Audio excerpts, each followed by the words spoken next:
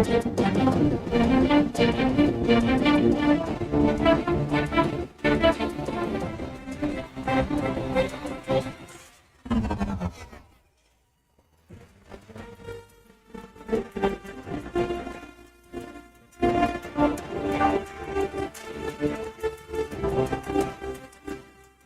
very pleasant good morning, good afternoon, and good evening, wherever you're located and whatever time zone you're in. Welcome to Crossfire, together with Sir Butch Valdes and Paglinawan. This is Rita Gadi. This afternoon, or this evening, or this morning, as I said, wherever you're located, we are going to discuss our basic needs. There are perhaps 1,000 of these, but we're going to talk of specific needs that are so important for our basic survival. But before we go into that, well, earlier today, Sir Butch was telling me, because I said I discovered one of those speeches of Marcus Tullius Cicero, and he said maybe I should do this as an opening for this afternoon or for this program. And I'd like to read it verbatim. A nation can survive its fools and even the ambitious, but it cannot survive treason. An enemy at the gates is less formidable, for he is known and carries his banner openly. But the traitor moves amongst those within the gates freely. He is sly with his whispers, rustling through the alleys, heard in the very halls of government itself. For the traitor appears not a traitor. He speaks in accents familiar to his victims, and he wears their face and their arguments. He appeals to the baseness that lies deep within the hearts of all men. He rots the soul of the nation secretly, and unknown in the night, he undermines the pillars of the city. He infects the budding politic. Perhaps they said a murderer is less to fear. So that is Cicero talking about treason and the traitor within us. As today, we try to deal with our basic needs. I was lining down just about a couple. Food, energy, water, medical, and health needs. Mm-hmm. And then we also can go to the 11 basic needs, which was already in the Ministry of Human Settlements during the time of Madame Imelda Romualdez Marcos, but we'll discuss that later. Let's just go through food, energy, water, medical, and health. And then we will have to distinguish public utility, which provides these needs, or public service, which is now controlled by a few and no longer by government. So who are the ones controlling the delivery of our basic needs? What should we do? What can be done? And so it goes. That is also one of our basic needs, and that is to know, do we have somebody who is managing government, especially when we are at a time of crisis? So that is our opening, Sir Butch. Yes. We have to watch out for the traitors within our system, but at the same time, we have to consider what are our basic needs. Well, as you were reading the quote on Cicero and treason and traitors among us, among our government, among our leaders, among holds of power, I could only think of one group. I'll just say one group.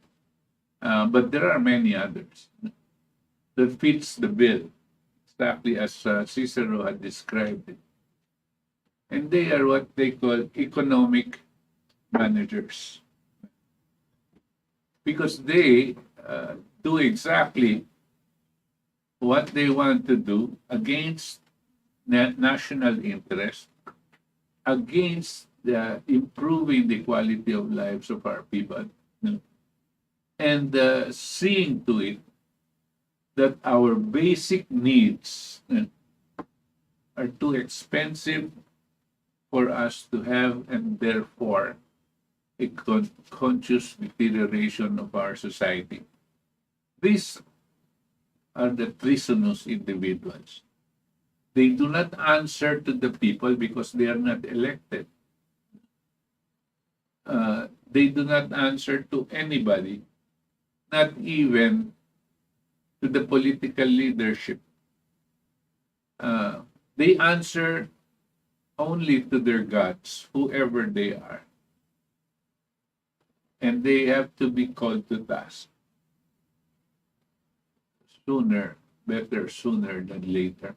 No, that is something which we have to look into very carefully, because they were the first ones chosen to be part of the running of our government. And so when we speak of our basic needs, I just mentioned four of them: food, energy, water, and medical help, medicine and health.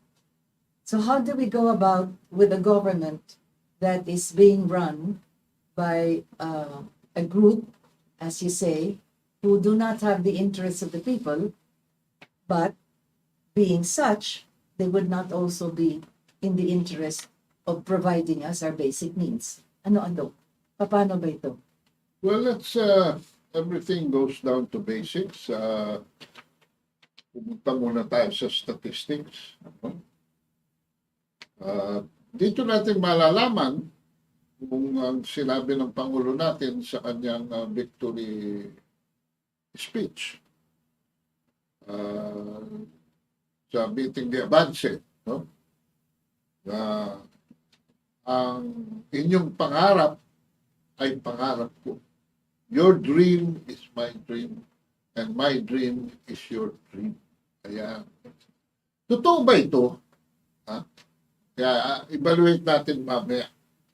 Ano ang harsh statistics?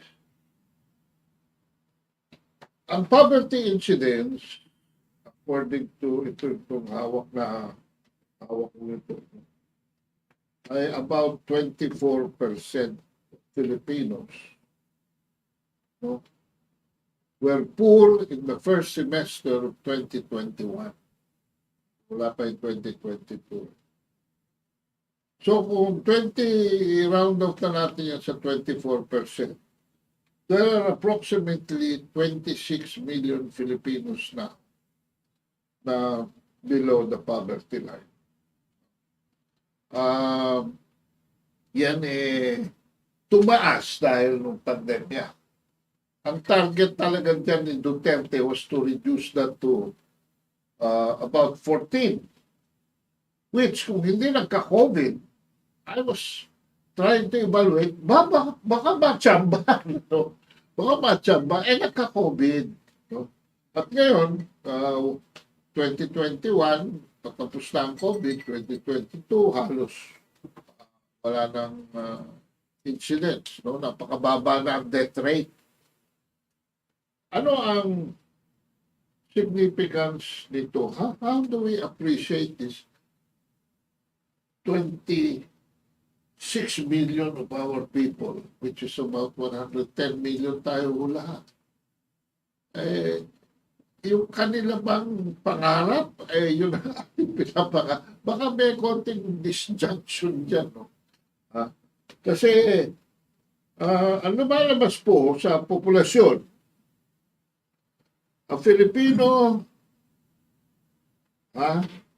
ay kailangan kumita ng at least 2,416. Napakababa nun, no? On the average per month, yan ang pinaka-minimum income para mapakain niya ang sarili niya. Sa food pa lang yun. Bakit? Ang lumalabas kasi, halos 50 to 57% ng kita ng pangkalahatan. Of course, habang bumababa ka sa socio-economic group, tumataas ang percentage niya, di ba? habang umaakyat ka sa ABNC, bumababa ang percentage niya. But on the average, 50 to 57% is spent only on food, utilities, and transportation. So we can say na more than half. So disposable income ng ordinary Filipino earning an earnest wage, ang disposable income niya is less. Eh, dami pa niyang, mabubuhay ka ba lang? Kakain ka lang, magbabayad ka lang ng kuryente, tubig, at saka plete sa transportation. Wala na bang, ano yun? Paano yung damit? Diba? Paano yung kalusugan? Paano yung pag-aaral? So, hindi ko sa ating mahihirap. Hindi ko na alam kung paano ito itatawid. Kaya yun lang ang nilista ko eh. Hindi ko na sinama lahat. There are actually 11 basic needs for survival. Ako nga, Oo. 6 na, 5, 6 na. Yun lang ang nilista natin. Sa food, sabi mo nga, sa utilities, sa energy, tapos yan, transportation, wala pa yung water, wala pa yung medical services at lahat ng yon. Kaya, sabi naman sa atin, ng ating pamahalaan, ay meron naman ngayong sinabi ang presidente na magbibigay naman ng ayuda. So, yan. Ayuda is assistance during this time. They are trying to make us believe that yung sinasabi mo nga, na yung mga nagugutom, forced hunger, ay bumaba na daw yung percentage. Pero yun na nga, sa taas ng mga bilihin, and sa hindi naman tumataas ang kanilang kinikita, kulang at kulang pa rin talaga for survival. Well, Rita, ang ayuda ay maganda lamang sa window dressing. Kasi nagkakaroon ng input. Pag binigay mo yung pera sa mahirap, nagkakaroon ng input doon sa ilalim. Kaya nag-i-improve yung financial statement. Kaya yan ang pinapasok. Eh dito sa statistics na mas concerned ako is what is happening on the ground.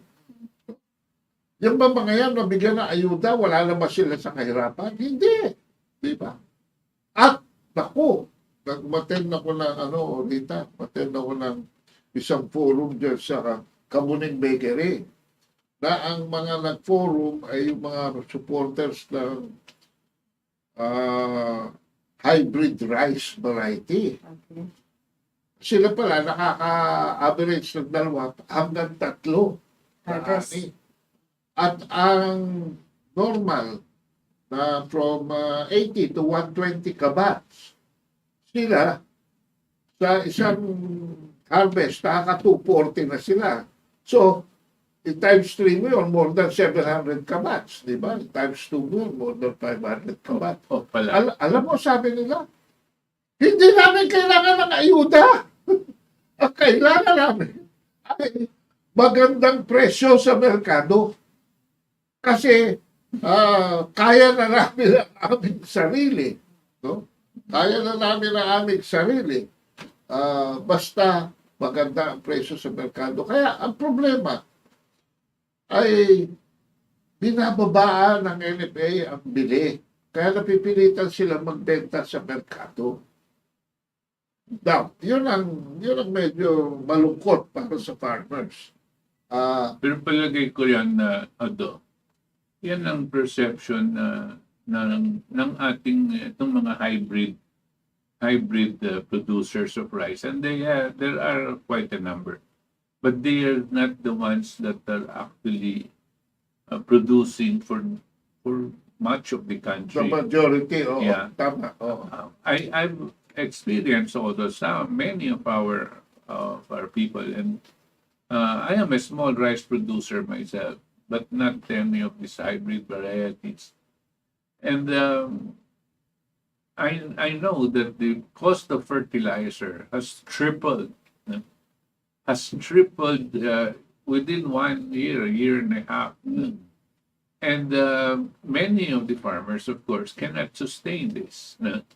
And hindi na nila kaya talaga. ang mag-produce. At bumabagsak talaga ang production. That is why the country, why did it happen? Because the country, the government decided not to support rice production because the prices were going up because of the needs of the farmers, but rather decide to import liberalized rice. No? Import liberalized rice, so flood the country with rice so that the prices can be sustained. But in the process, killing all of these other rice farmers. The hybrid producers are well capitalized, no? And they have the capacity to produce. No? But if all the farmers were hybrid producers and they have the necessary capital, maybe they will also be in a position. But we're far from that. No? Yun ang nangyayari po dito. No? Sabi nga ni Ado, we go back to the basics. Ang mahalaga, merong pagkain sa lamesa, may kakainin. Yun. Kung saan ang gagaling yung pagkain na yan, whether it is imported or whether it is produced, basta merong makakain and it is affordable. Yes. Nagtayo sila ng mga kadiwa ngayon ng ating pamahalaan. Pinakita nga yung ating Pangulo, nag-ikot sa mga kadiwa centers at doon, ang presyo ng bigas, 25 pesos. Yeah. Ang kanyang pinangako, 20. Darating nga daw tayo sa 20. Pero sa kasalukuyan, 25. Ito sa kadiwa centers. Ang tanong ko dito ay, ang sabi ng ating Pangulo, ginagawa na lahat ng pwedeng gawin dito sa larangan nga ng pagkain. Kaya ang tanong, kung magkakaroon ng bigas o ng kanin sa lamesa ng bawat Pilipino, whether it is imported or whether it is coming from the farmers, basta may pagkain. Sapat na ba yun? Ngayon, sasabihin ninyo, ano mangyayari sa mga farmers? Baka meron namang ibang hanap buhay silang pupuntahan kung talagang hindi kaya yung suporta na ibibigay sa kanila sa fertilizer o wala na talagang lupa na pagtataniman. So how does this go? Do we balance this or do we accept the fact that what is important is there is food on the plate 3 times a day for every family, whether that food is coming from abroad or whether it's produced here, does it matter? Kaya nga sila, dinidistinguish nila yung food security sa food sufficiency. Okay, Right. yan. Let's Yeah. distinguish Kasi this. lagi na lang sinasabi, ganun ganito. Pero ang katotohanan, ang mga hybrid rice producers po, ay kung bibilin lamang, miski daw, sa 20 na lamang, sa 20, yung pinaka-farm gate, lahat ng bigas nila, ibibenta nila sa National Food Authority. Pag yun na nangyari, lalaki ang stock ng National Food Authority at mapipilitan yung presyo sa merkado na bumaba. Pero, hindi yun ang totoong presyo. Magiging from 25 to 20 lang yun. Dahil yung tubo ay ibig sabihin, hindi pinagtubuan ng NFA. They are merely selling at the price of acquisition. Or even if the government has to do a little subsidy work, especially on these times, no? Kinakailangan.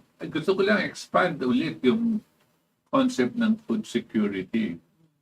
It is not just, to me, it's not just putting food on the table. Ano? Because when you say food on the table, this is for all sectors of society, including the very farmers that are going to lose their livelihood. No? And it is not as simple as telling the farmers to go look for another job, because this is very much like what Ben Jokna wants. No?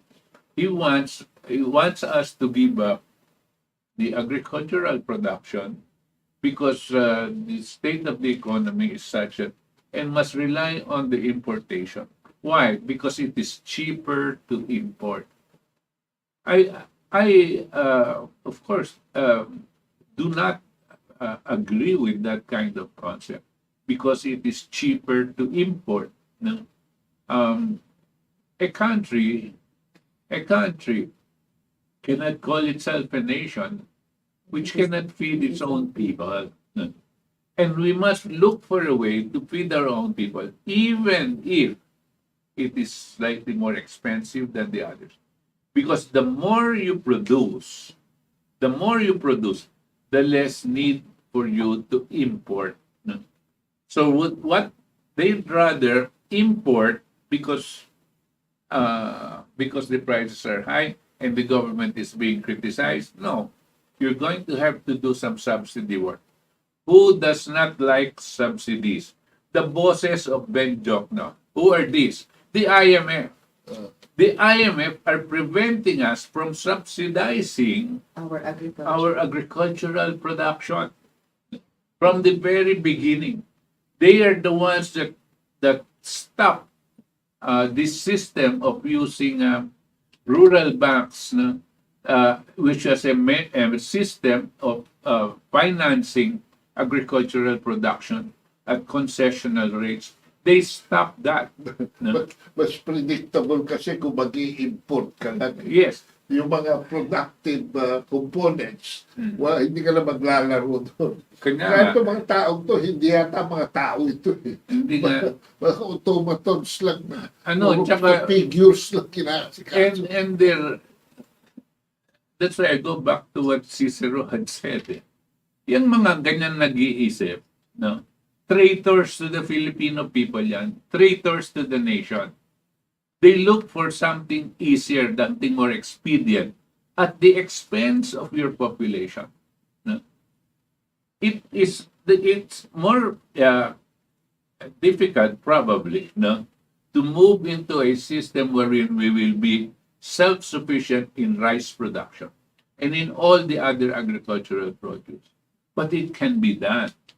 It can be done, provided the bosses of these economic managers and political leaders are the people.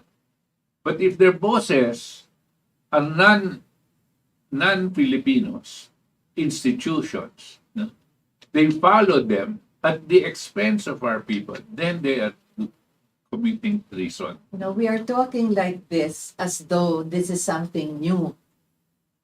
But 36 years ago, or 50 years ago, or 56 years ago, we were already on the way to becoming an agriculture country. We are actually. We were a rice Yes. exporting country. Exactly. So nangyari ito. There was a time when we were able to do this. 21 years of President Ferdinand Edralin Marcos, we already had that program. NEDA was designed precisely to look into every province, every region to find out the kind of products that can be produced by the soil in that particular place. Ano na nangyari? After the first Marcos, wala na. Pati yung paggamit ng lupa, nawala na rin. Na kinailangan na magkaroon ng batas pa for land use. Can you imagine? We are an agricultural country and we have to have a law on how to use the land. Kaya, yun ang babalikan natin, sinasabi nga natin, back to basics. Sabi nga ni Ado, mas madali yata yung, at sabi rin ni Sir Bush, mas madaling mag-import. Ngunit ano mangyayari sa bansa? How can a country be called a nation, a country, if it's not self-reliant as far as feeding its people? Rita, yung land use. Yung adaptive version yan ngayon. Alam mo ba, ilang taon lang hindi pa pumapasok sa lower at upper house. Uy, Hinaharap talaga ng mga oligarko. Adaptive. Oo. Ah, yung casino, nawala yan eh. Oo. Di ba? Meron na tayong land use, merong urban planning, meron na under human settlement. Ngayon, may mga puwersa na nakikita nila na importante pala ito. No? So, gusto nila ibalik. Aba, ilang taong hindi na ibalik yan noong panahon ng mga dilawan from 1986 to 2016. No? At ayaw nila kasi lalo na yung mga oligarko na involved sa real estate. Yes. Ayan, ayaw nila na magkaganyan niya. Kaya hindi nyo napapansin, ha? Isa sa mga needs, no, ay transportation. Bakit napakahirap ng transportation? Eh dahil, lalo na rin sa Metro Manila, lahat ng mall, tataka pa sila, bakit ang may traffic sa EDSA? Eh lahat ng mall nakaharap sa kali. Lahat ng mall ay Sa highway. naglalabas ng traffic papunta sa Main highway. sa main highway. No? Nasa ang mga traffic. Pagdating mo sa Makati, may traffic, maraming mall doon. Pagdating mo sa Guadalupe, may traffic dyan, dahil may mall dyan. Pagdating mo sa Moni, may mall dyan. Pagdating mo sa Crossing, may mall. Pagdating mo na Cubao, akala mo ba natapos na ang traffic doon? Pero pa sa North EDSA. So, hanggang makarating ka ng monumento, puro mall, nakaharap po lahat yan. At pag nag-unload sila ng traffic pabalik sa main thoroughfare, ayan, may gridlock. Sa ibang bansa ho, lalo na sa mga industrialized countries, nakatalikod ho ang mga mall. At malayo sa highway. Malayo sa highway, Sa papasukin mga nyo. Oo, Eh, exactly. dito hindi. Kaya parang parang sinusundan lang nila yung agos ng tubig sa ilog. Kaya, Yan ang kasama dyan sa land use na yan. Zoning. Saan ka makakita yung tinitirhan ko ng kalsada? Kung talagang meron land use at may zoning. Ang isang kapitbahay ko, factory. Yung kabilang kapitbahay ko ay bodega. Naiipit yung maliit na bahay ko sa gitna ng malalaking gusali na hindi kailangan andun. Saan ka makakita? A factory and then you have there a warehouse. Pagkatapos meron dun at sari-sari. But That is part of the land use na hindi nga natutupad. yun zoning. No? Ang gusto ko sabihin dito, bakit? Sino ba nagpapatakbo ng bansa natin? Oligarko, di ba? Oligarko, kakutsaba ang mga nasa gobyerno. I mean, they have to face that. Oligarchs that are in the public utilities are the ones that are in connivance with the government that are actually running the country. Now, who are the oligarchs? Some of them, a lot of them own these malls. Now, you think the oligarchs will allow themselves to be put on the side? No. They will put their malls where they want to put them. And that's what they're going to instruct their minions in government. Gusto ko dito, huwag mo akong papaalisin dito. Yan ang nangyayari sa atin. Meanwhile, tayo, katulad ni Ado, nahuli siya dahil traffic siya ng 1 oras. Dito, dahil sa mga traffic dito sa mga mall na ito. No? Kanya ganito ang nangyayari sa atin. No? We have to realize this and address the tumor, which is the oligarchic hold on our lives, to be dismantled, to be taken out, to be excised from our society.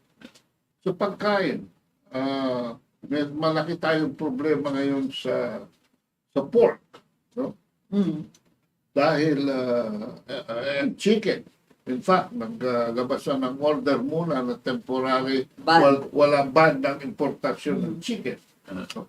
At ang ating hog production ay still the same. It's still the backyard legal situation. Karamihan ay yun ang pinaka-sideline. Sa pamilya, kailangan may at least 1 or 2 na baboy. Kasi pagdating ng Pasko, ibebenta nila yon. At para kung may kasalan, meron na rin silang kakatayin. Traditional ho yan. Wala akong problema dyan. Pero, sa dami ho ng populasyon natin ngayon, and we are a pork-eating country, with all due respects to our brother Muslims, no? ay nagkaroon ngayon ng problema because of certain changes dito sa environment nagkakaroon po tayo ng sakit. Aba, sabi ko, ang population natin 110 million pala. Ang population ng China, 1.4 billion to 1.5.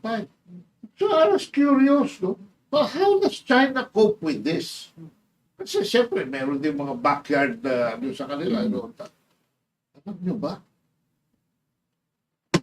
Meron na pala China ngayon na tinatawag na pork hotels.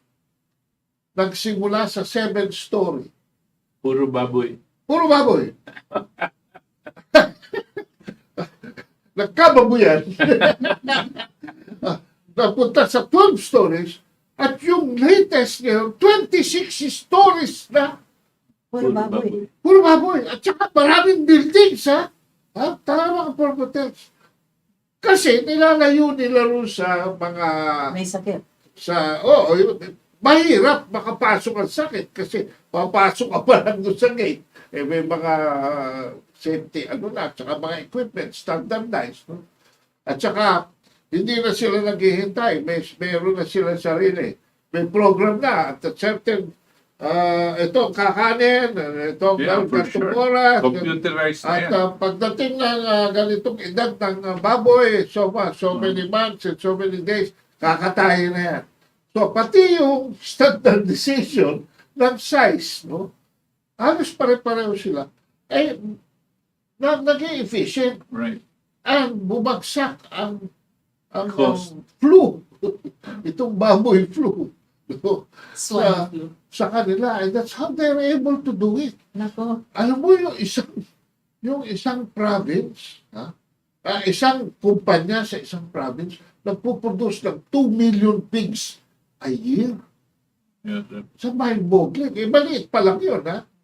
So, ibig sabihin ay pati ho sa aspeto ng pagpuproduce ng pagkain. Nabanggit natin ang hybrid rice kanina. Ngayon naman itong pork hotels. Science is Kailangan important. talagang ipasok na yung teknolohiya Ay, rin. Science Parang is important. sinimulan mo kasi panaginip ko. Yung kinikwento mo parang panaginip pa lang natin. Magkaroon ka lang ng mag-alaga ng isang baboy, ang laking hirap na para isang pamilya. Lalong-lalo na kung ikay nakatira sa metropolitan area, di ba? Hindi ka naman pwede magbababoy in your backyard. Anyway. Kasi yung pagkain na kailangan natin, hindi lang dapat magtawid gutom, kundi pangkalusugan, pagkain din. Right. Walang sakit. Di ba? We talk of China now as if though it has always been around. No, China started to develop in 1991, 1992. No, only one generation Recent lang ago. Oh, No, that's true. and now they're in that level of science. No, using scientific data and technology. No, in order to produce food. No, in order to feed the 1.4 billion people.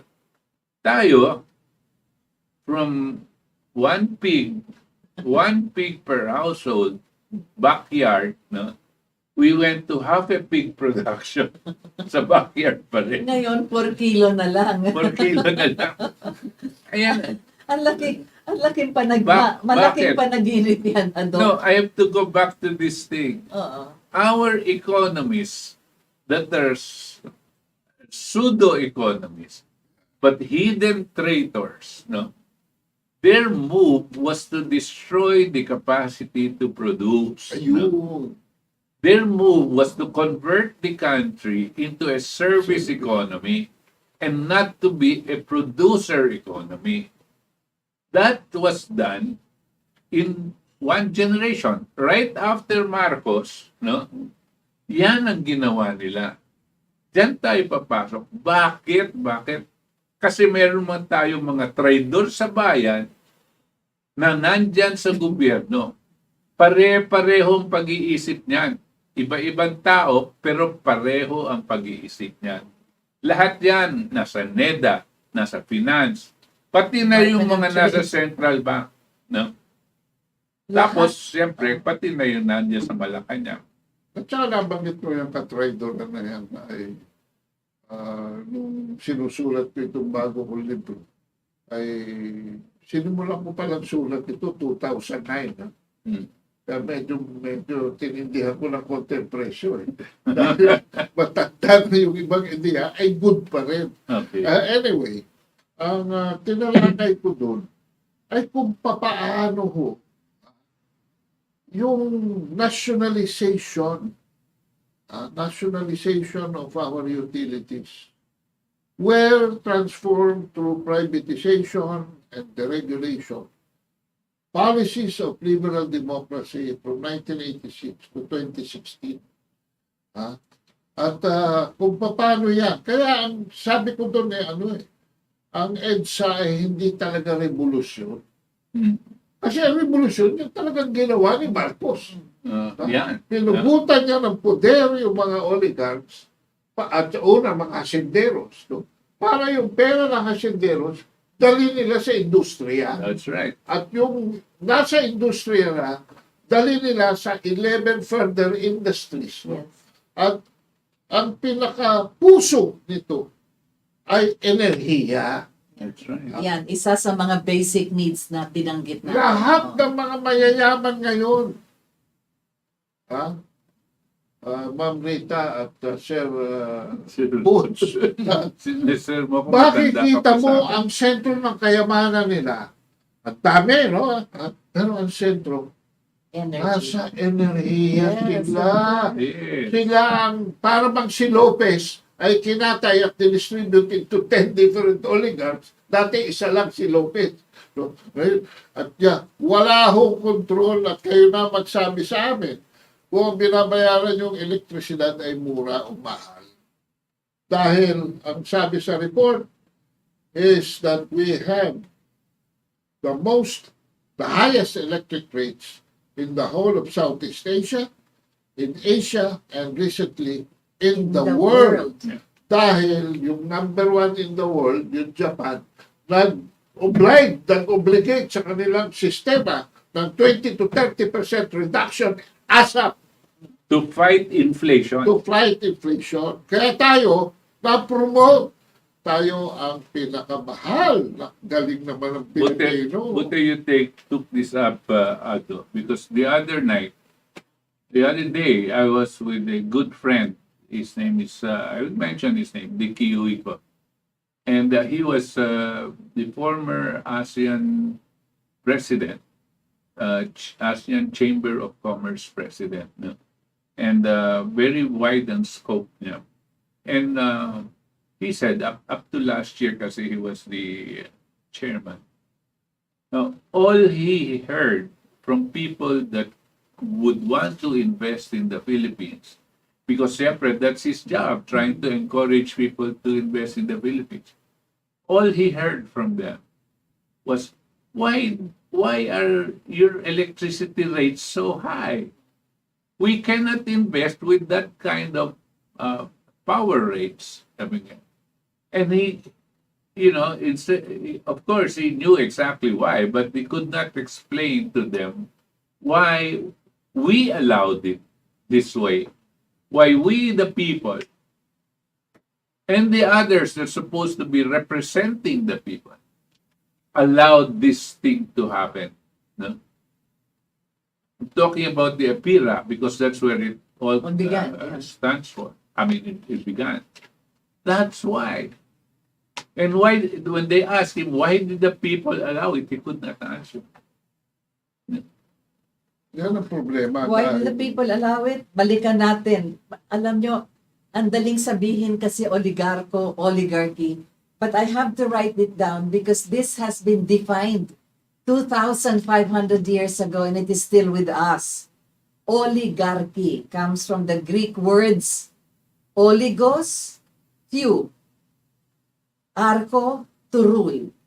Pinagsama yan. Oligarcho is the rule or the command of a few. It is a form of power structure in which power rests in the hands of a few or a small number of people. They're controlled by families who typically pass their influence from one generation to the next. Historically, they are tyrannical, relying on public obedience or oppression. Sabi nga ni Aristotle, oligarchy is the rule of the rich. One of our basic needs is energy. Yan, sinasabi nga ni Ado, sinasabi ni Sir Butch. At ang ating Pangulo, ang dami ng biyahe, ang dami ng meeting, ang dami na niya nakausap, lahat ng kanyang bukang bibig. Investors are coming in. They're excited to come in. Ngunit, yun na nga ang malaking hindrance dyan ay ang taas ng ating elektrisidad, ng ating energy. Bakit? Sapagkat kontrolado ito ng oligarko. Remember, we did not invent that word. It is there from 2,500 years ago. It is a small group of people that has control over the state. Kaya yan ang ating simula dito sa ating programa. Simplify ko pa dito. Okay. Pag Estado ang may-ari o nagpapatakbo ng industriya ng enerhiya, yung tutubuin, ipapasa din sa tao. Pero pag private business po, lalo na isang mogul na oligarko may-ari, ang pinaka-definition po ng business is to create profit. So, yung profit, mapupunta sa kanya. Hindi maipapasa sa tao. Ang alam niyo po sa IPIRA, meron diyang isang create na regulatory body, ang Energy Regulatory Commission. At itinalaga ng IPIRA na every 4 years should be declared to be a regulatory period. Every 4 years. Since 2001 up to now, nakaka-20 years na. So, 5 regulatory periods po yan. Ilan ang naisagawa ng Energy Regulatory Commission? 0. Wala po. Hanggang ngayon, nagtitipto pa itong bagong commissioner, dahil sinubukan niya, ay tinitira siya pabalik. Malakas po ang laban ng mga oligarko. Lalabanan siya. Kaya ako, ay para sa akin, no, with all due respect, Mr. President, medyo ang polisiya mo dito, which is to expand the sourcing of electricity to the renewable sources, will not work. Will not work because the problem is not there. It will help somewhat, but mitigate. But it will not solve the problem. Ang problema ay nasa ugat. Kung sino ang may-ari, kung sino nagkukontrola ng production ng energy. And the same goes with water. Ayan. Diretsuhin mo na, Ado. Mr. President, the problem is not there. The problem is in your friends. Mga kaibigan mo yan, ng may-ari ng mga kuryente at tubig. Barkada mo yan, di ba? Kausapin mo itong mga barkada mo, pumapatay ng tao na, no? At kung hindi hihintuin, pati ikaw papatayin. Ba? Ito ang reaksyon ng ating Pangulo. Papakita namin sa inyo tungkol sa issue na ito. Ito na po. Please play. Of course, with the other bilaterals that we had, we have been able to again state our country's positions, and we have come together to try to mitigate. And since we are essentially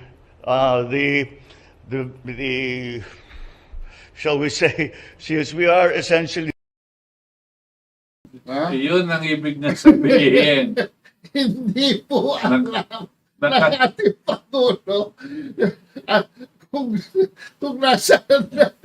Kung saan siya papasok, hindi niya alam sagutin. No? Kasi, wala. Yan po yung tinanong sa kanya. yung pinag-uusapan namin dito ngayong hapon. Nung tinanong siya, sapagkat nakita naman ninyo ang mga kasama niya at ang mga kanyang mga pinangalanan Oo. na namumuno ng mga ito nga tinatawag natin na public utilities. Sapagkat yan ang sana tumutugon sa ating basic needs. Kaya mahalaga na maintindihan nating mabuti. Lahat tayo nagtatanong, bakit nga nagkakaganito? For the past 36 years, yan na yung talagang bit-bit na natin na paghihirap. Ngayon, napakalaki ng majority na nakuha ng ating Pangulo. Kailangan tayuan niya yang tumayo sa kanya para matulungan talaga ang taong bayan. By Dito, the way, hindi natin sinisingle out dito si Bongbong. Hindi. Kasi nabuhay yung kaibigan natin sa UFCC. At, Si RJ, Paglinawan. si RJ, oo. At nagkaroon sila ng press conference. At binuking nila si Duterte na nung paalis na si Duterte, napalusutan siya ng mga oligarko. Pinapirma siya sa kung anong batas. At dahil doon sa batas na yun, kaya tataas na naman ng 16. No? Pero ano ba, per cubic centimeter ba yun? O Sa tubig. sa tubig? Ah. At tataas na naman ang presyo ng tubig. and in-extend pa yung kontrata nila. Oo. At dahil Cubic yan ay meter. naging batas, ang Korte Suprema ko ngayon ay lumalabas kalaban pa ng MWSS. No? At kalaban ng sambayan ng Pilipino. Nakalusot ho ang mga trader ng bayan. Kaya kailangan talaga na hindi namin malaman kung paano ito. Siguro sa pamamagitan, siguro yung libro ko, kung babasahin ni Bongbong, ay magkakaroon siya ng punto de vista kung kung nasaan yung tinatawag sa filosofiya na point of departure. Pabasa mo kay Lisa, hindi kay Bongbong. Pareho. Bigyan na natin. Bigyan na natin. Bakit? Alam mo ninyo, kung kala nila masama, hindi ho eh. Kung ina-nationalize ho energy at saka water, mapupwersa sila na pumunta doon sa mga derivative industries which could even be more profitable, no, And nationally beneficial. to the nation. Dadami ho. No? Alam nyo, ating mga kababayan, miski na underemployed, pumapasok po yan. Why?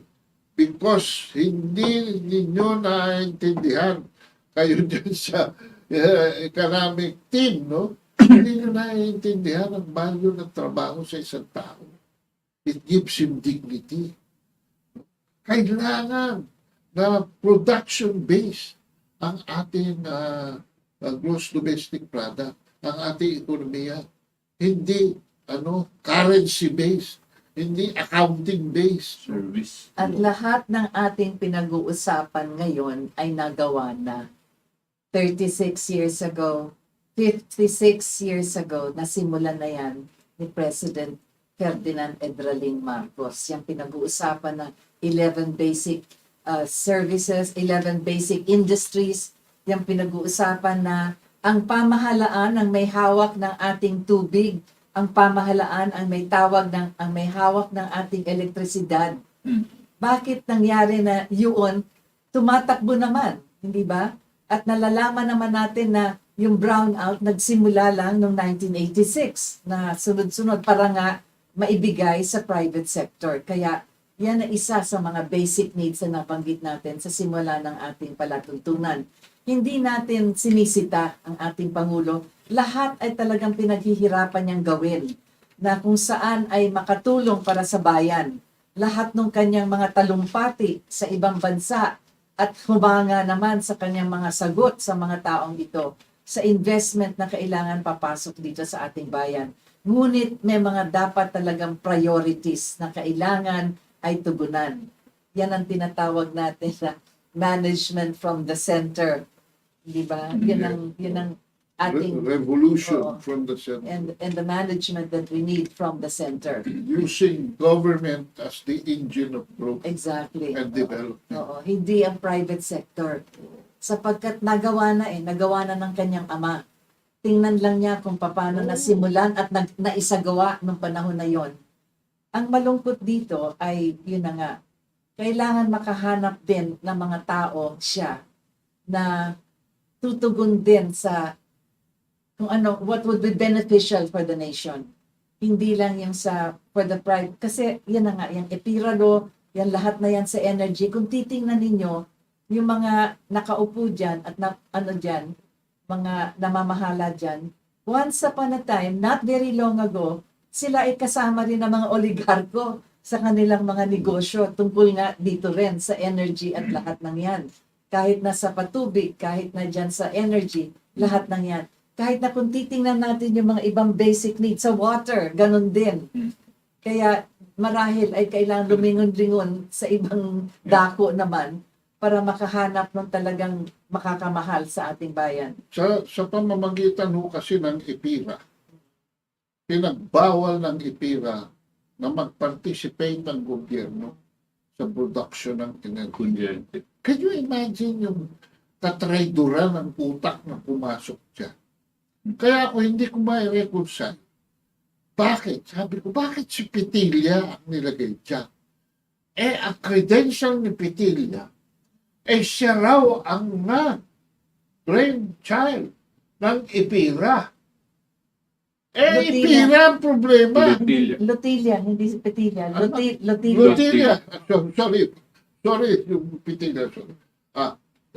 Yung siya ang problema, Siya ang nilagay. IPIRA ang problema, yung gumawa ng IPIRA, ang ibinalik, no? Para ang dapat alisin eh. Walisin ang IPIRA. So pati si Lutilla dapat walisin din niya. Hindi lang si Lotilla. I think before Lotilla started thinking of the Apira law, they were already thinking about the Apira law even during Corazon Aquino's time. People like the advisors, yan sila Ben Joc noon, they were moving towards the privatization of the public utilities. Correct. No? And all of that, pati na yung mga brownouts, ganyan, tapos pinasok nila sa Aboitiz si Secretary of Energy ni Cory, si Aboitiz. Tapos nagba-brownout sila. Tapos the logical conclusion is government cannot take care of electricity, so we must privatize it. No? Ganyan ang ginawa nito mga taong to. By the way, I just wanted to add. O nga pala, isisigit ko lang. Tama ka, Butch, dahil si Erap nga pala, ni-reject niya yung IPIRA. Yes. Kaya siya Natanggal. Natanggal. Kaya siya natanggal. Natanggal. Tuloy lang. Gusto ko lang sabihin that the interests of the people are not necessarily at odds with the interests of private sector. Because private sector very clearly needs the people. Kasi together yan sa development. Hindi kung magkalaban yan, patay tayo. Katulad ngayon, magkalaban ng oligarko tsaka ang mga taong bayan. Yung taong bayan, by the way, kasama na dyan lahat ng mga even businesses that are not benefiting from the oligarchic operations. They're angry, no?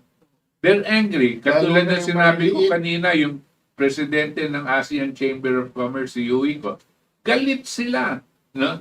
Why we're paying the highest electricity rates? Kanilang negosyo din, ganyan, no? Galit sila. But we have to do something. The president has to do something. It's only him. If it's not him, is he going to wait for the whole population to do something about it? Then delikado tayo, no? Kung gagalaw ang taong bayan, delikado. Napakaganda nitong session natin ngayong araw nito dahil na-simplify natin yung problem. Nagsimula tayo sa basic needs, tapos nakita natin na ang susi pala dyan is cheap utilities. Yes.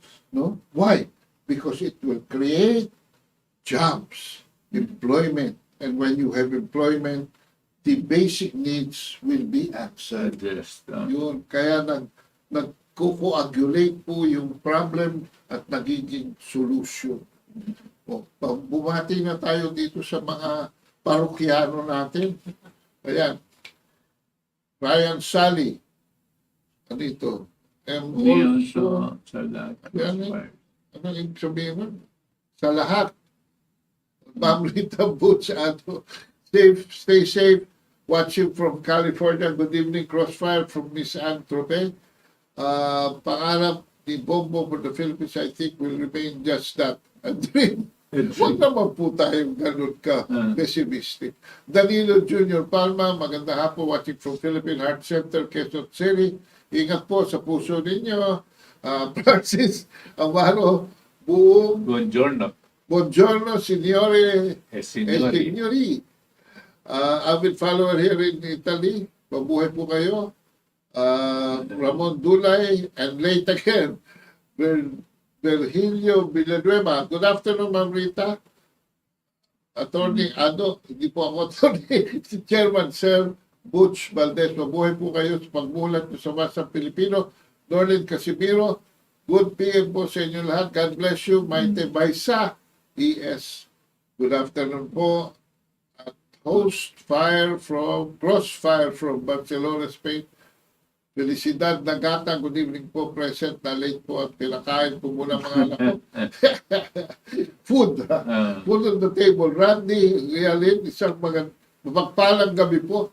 Dapat ko rin ang gobyerno yung mga binoboto ng tao si Biber para gaanan ng bayarin pag gobyerno uli ang magpatakbo. Well, something to that effect.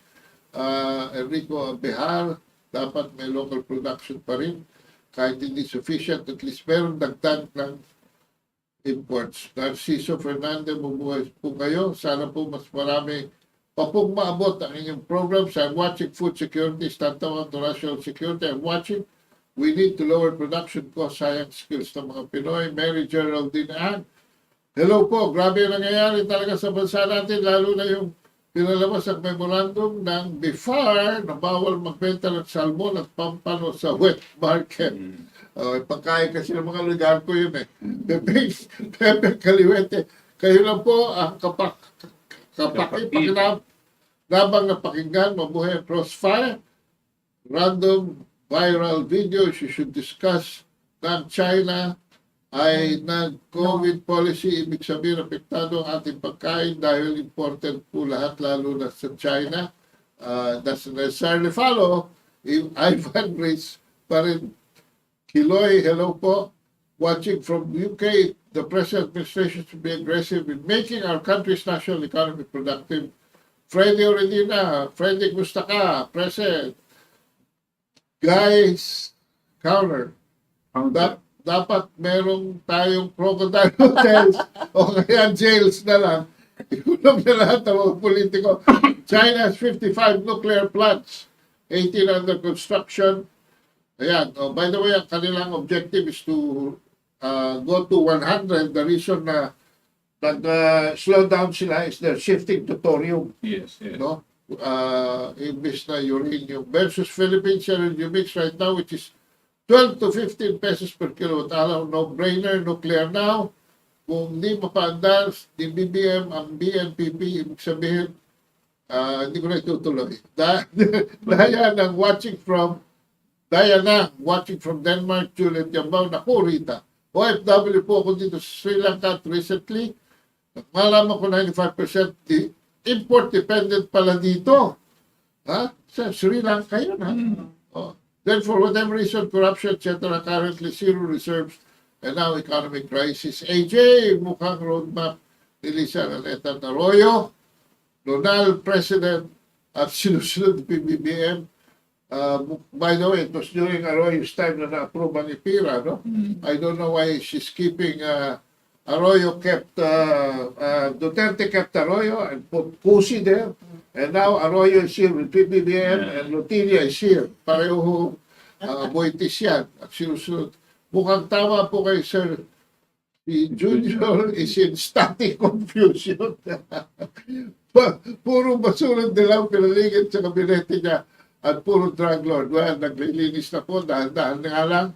Christopher Cruz, nakakaawa, si BBM ay clueless. At yan ko sasabihin na ang aking Christmas book sale, huwag niyo po kalilimutan. No? Pamasko niyo sa akin, at least. No? May dalawa kayong libro, babasahin. Package deal at 1,200. I-text lamang po ninyo ako. 0917-336-4366 hanggang December 15 lamang po ang sale natin. Kasi baka maubusan kayo ng supply, mag-order na kayo agad. 0917-336-4366. Ma'am Rita? Okay.